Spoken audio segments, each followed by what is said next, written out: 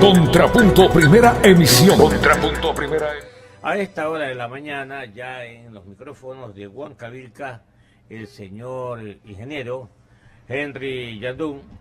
Él fue el presidente de la Cámara de Industrias de la Construcción de Pichincha, a quien saludamos y le agradecemos por estar con nosotros. Ingeniero, ¿cuáles son las expectativas que usted tiene como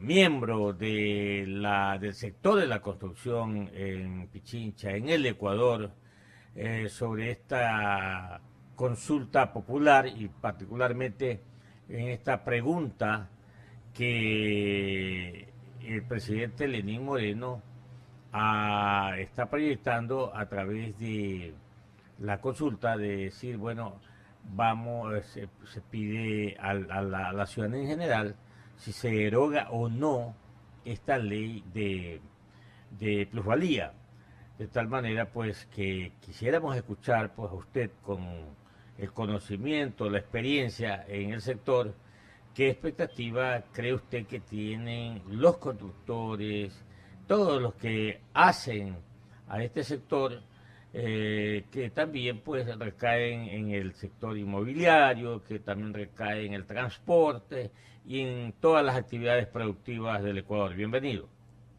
Gracias, buenos días, Clever, Lenin, buenos días y buenos días a las personas que nos escuchan.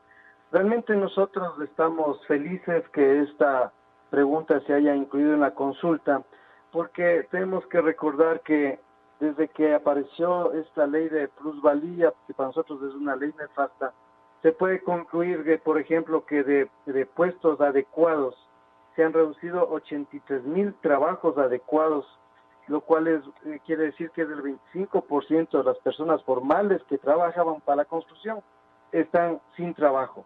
Hay que recordar que en la construcción directamente trabajan más de 500,000 personas entre empleo formal e informal. Y del formal éramos 330,000, ahora somos 247,000. Entonces, por ahí va el tema. Nosotros como constructores sabemos que esta ley desmotivó a la demanda, es decir, al señor que quería comprar su vivienda, desmotivó a la oferta, es decir, a los inversionistas que se dedican a construir, y entonces se paralizó la construcción debido específicamente a esta ley. Y lo que esta ley para nosotros es tan perversa, que imagínense que el impuesto de la plusvalía se subió 7 veces, y resulta que ha pasado el tiempo y al menos acá en Quito, en vez de subir 7 veces la adquisición de dineros para el sector público, se ha reducido en 17%. Entonces, no benefició a la demanda, no benefició a la oferta, no benefició al fisco, y lo único que generó es mucha desocupación. Nosotros estamos muy confiados que la ciudadanía va a entender que la construcción es una actividad que ayuda a todos, como usted bien menciona, las personas que hacen cortinas, que hacen vidrios, que hacen muebles, que hacen alfombras, que hacen un montón de cosas, tiene que ver con la construcción. La señora que tiene la tienda, que atiende a los maestros que están construyendo la obra, también tiene que ver con la construcción, los transportistas. Entonces nosotros aspiramos a que la ciudadanía apoye para que se derogue esta ley.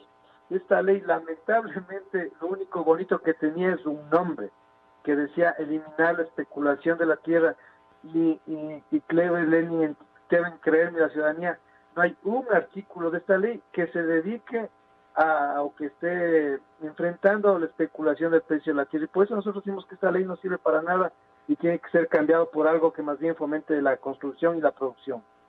Los 7:15 de la mañana, los creadores o mentalizadores de esta ley de plusvalía que está vigente, ingeniero Yandún, su argumento fue que se especula mucho en el sector de la construcción, que cada día es más caro un bien, que cada día es más caro un predio, un bien raíz, y que el afectado es el consumidor, el que demanda el bien, y que todo es un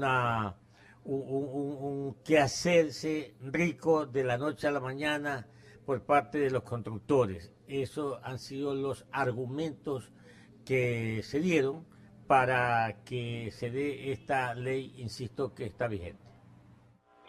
La ley en los considerandos dice ese tipo de cosas, en el título también lo dice, eso suena muy bonito.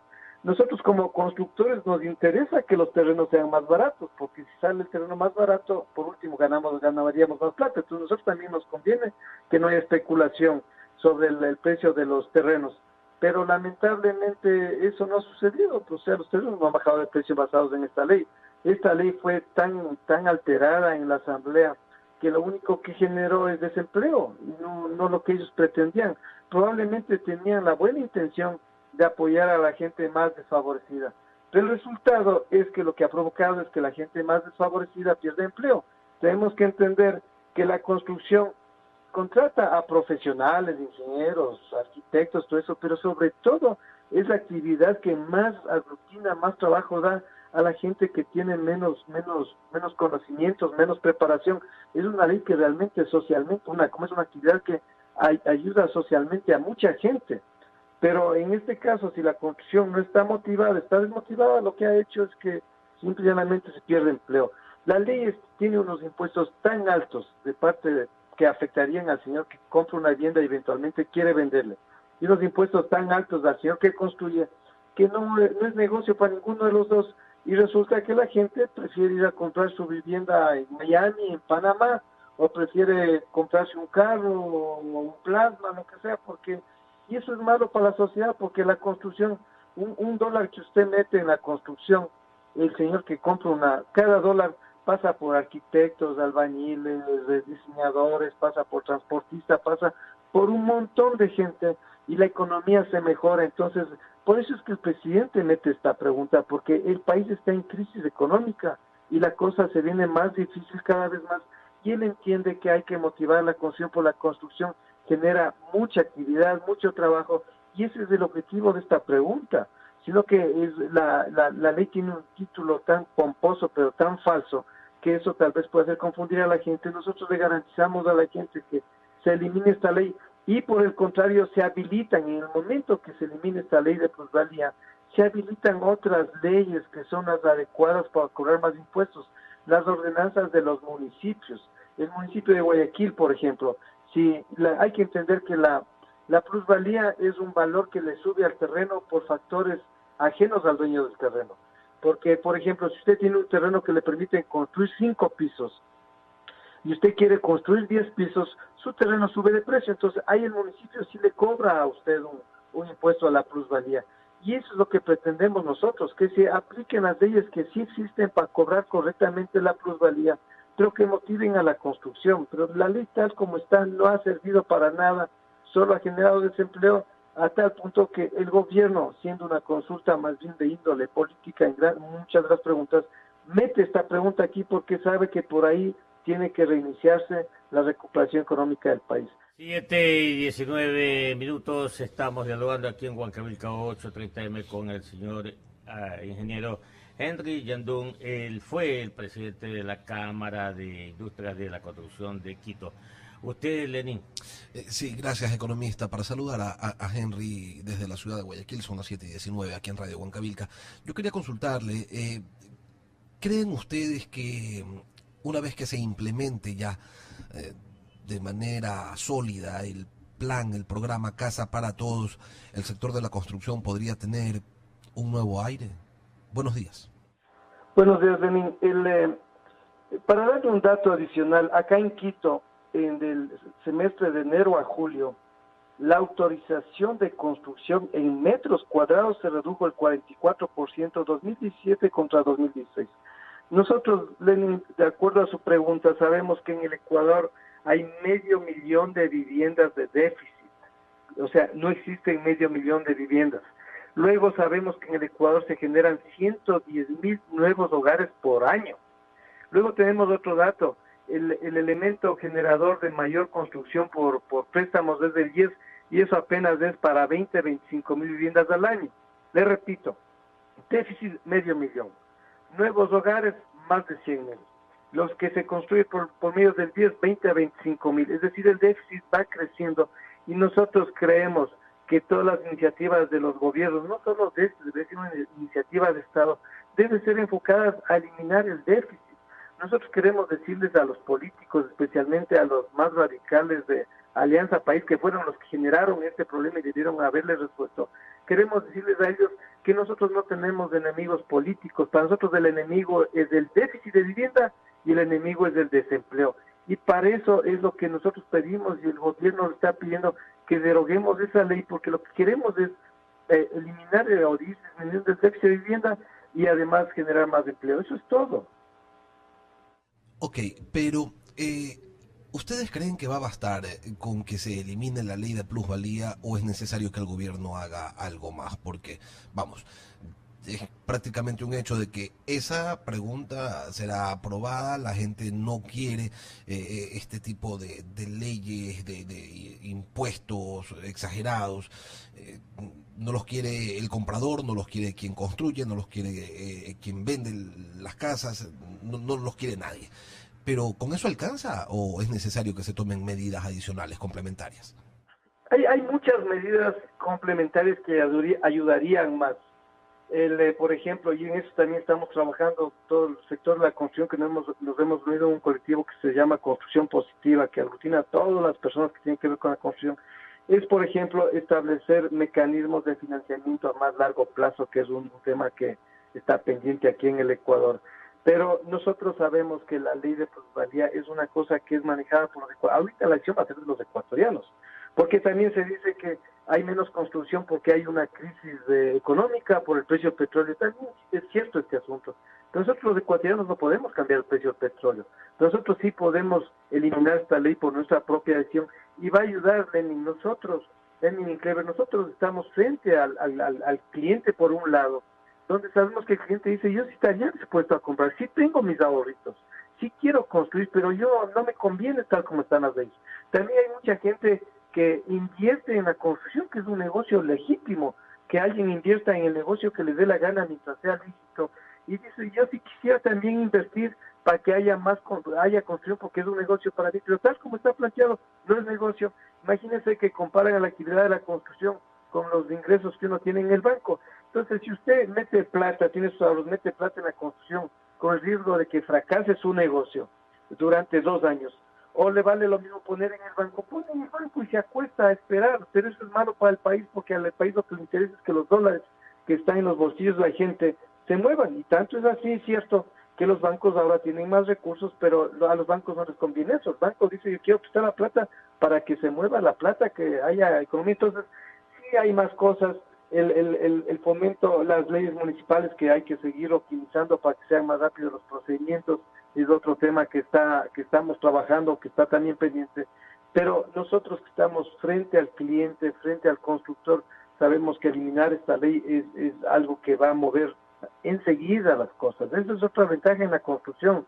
La construcción tiene como maldad de que si hay crisis baja rapidito, pero así mismo que cuando hay buenos incentivos crece enseguida. Entonces nosotros aspiramos a que esto nos va a ayudar a iniciar la reactivación del país, porque el país no tiene muchas otras opciones, tiene otras actividades que hay que fomentar. Hay que fomentar la minería, hay que fomentar el turismo, pero esas son decisiones que llevan años para ver los réditos. En cambio, en la construcción es enseguida, porque sí hay recursos, sí hay gente que todo el mundo sueña con tener su casa. Hay una encuesta, Lenin Clever, que dice que la decisión más importante material del ecuatoriano, encuesta de ecuatorianos, es de que la inversión más importante de su vida es para el 80% de los ecuatorianos es tener casa propia. Y hay otra encuesta muy interesante que dice para el cerca del 70% de los ecuatorianos que tener una vivienda no es un sinónimo de éxito, sino un sinónimo de seguridad.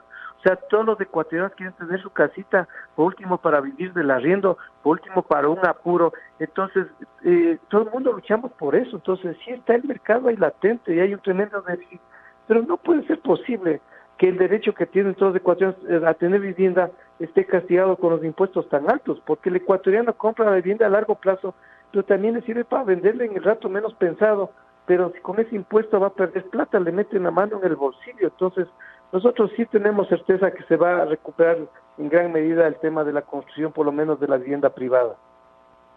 Una última cosa, ingeniero Yandún, estamos conversando con Henry Yandún, ex titular de la Cámara de la Construcción y actual presidente del colectivo Construcción Positiva. ¿Ya les pagaron a los constructores lo que les quedaron debiendo del gobierno anterior o la deuda se mantiene y a cuánto asciende? Nosotros tuvimos una reunión con el ministro Carlos de la Torre la semana anterior para hablar, entre otras cosas, de este tema. Y claro, el tema de los constructores impagos es muy serio porque el gobierno primero no tiene plata ahorita. Segundo, hereda unas deudas, pero las deudas que están registradas en el ministerio, que la cifra no la tiene todavía ni siquiera el mismo ministerio, son unas. El problema grave, Lenin, es los constructores que todavía, llamémoslo así, no lograron formalizar la factura para que conste como deuda. Hay muchos constructores que hicieron las obras, pero que todavía no las recibieron, porque, digamos, alguien hace un edificio y ha sido tanto el caos la vez en el gobierno anterior, en la administración, porque el gobierno anterior tenía una virtud de que quería hacer las obras bien rápido, pero eso generó mucho desorden. Entonces se cambiaban administradores, se cambiaba gente. Entonces los constructores tienen un grave problema de que ni siquiera les reciben las obras, y esa cifra no la tenemos. Y esa cifra no consta como deuda en el gobierno, y lo que las cámaras se comprometieron es tratar de hacer ¿cómo se llama?, un inventario de todo este lío, porque una cosa es lo que debe el gobierno registrado en el ministerio, y otra cosa es que se debe más porque hay obras que ya, alguien ya inauguró las obras como obras de ellos, pero no la pagaron, ni siquiera la han recibido. Entonces el problema es... ¿Cuánto tienen ustedes en el registro? No, yo no tengo la cifra, le mentiría si le digo eso, pero no existe un registro porque hay que recaudar a todos los provincias. Hay este problema y aquí ya más bien es una iniciativa del propio constructor que recurra a su cámara, a todo el ingeniero, arquitecto, fiscalizador, para que levantemos un nuevo inventario. Yo dejé la presidencia de la cámara hace un buen tiempo. En esa época le pedimos al presidente Correa que arregle este lío, pero ya es un lío administrativo y ahora el problema es un lío humano porque hay constructores que están en la calle por este problema. 7:28, ingeniero Yandún, en los municipios, o los distintos municipios que tiene el Ecuador. La pregunta es, en cuanto a obras, a construcción, ¿cree usted que tienen el personal idóneo en cuanto a lo que se denominan los fiscalizadores? Nosotros hemos planteado, trabajamos mucho por nuestra ubicación en el municipio de Quito, y un municipio de Quito, yo creo que los otros municipios efectivamente no tienen recursos, pero yo creo que lo que tienen que hacer es textualmente copiar las iniciativas de los municipios, digamos, más formales o más fuertes, como son el de Guayaquil y Quito, porque a nosotros mi trabajo es industrial, y sí me doy cuenta que en unos municipios, por ejemplo, uno va con el tema de bomberos, tienen bien hecha la normativa, tienen la gente que fiscaliza y todo tipo de cosas, pero en otros sitios ni siquiera tienen la normativa. Yo creo que los municipios tienen que realmente tratar de emular a los municipios ordenados para no replicar esfuerzos. Sin embargo, nosotros hemos dado una propuesta de solución que funciona mucho en Chile. No existen suficientes fiscalizadores en los municipios.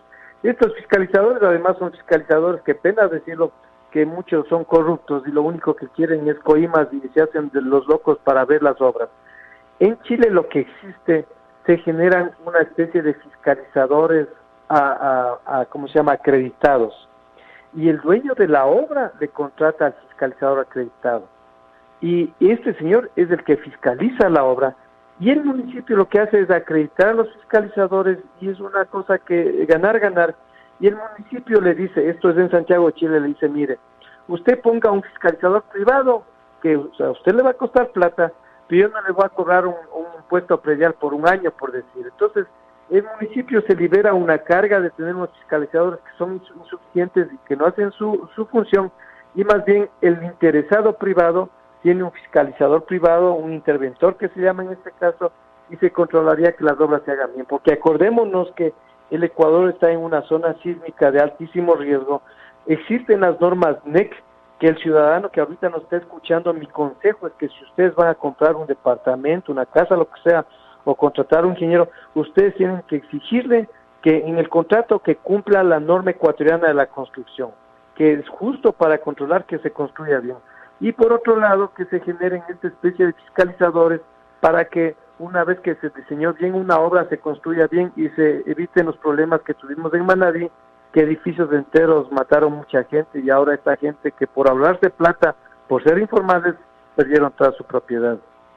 Ingeniero, gracias por estar con nosotros aquí en Huancavelica 830 y ojalá pues se reactive el sector de la construcción en el Ecuador, que indudablemente es el émbolo de cualquier economía en cualquier país, porque crece, se multiplica exponencialmente. Un abrazo para usted. Muchas gracias, hasta luego. 7:31, volvemos aquí en Huancavelica 830.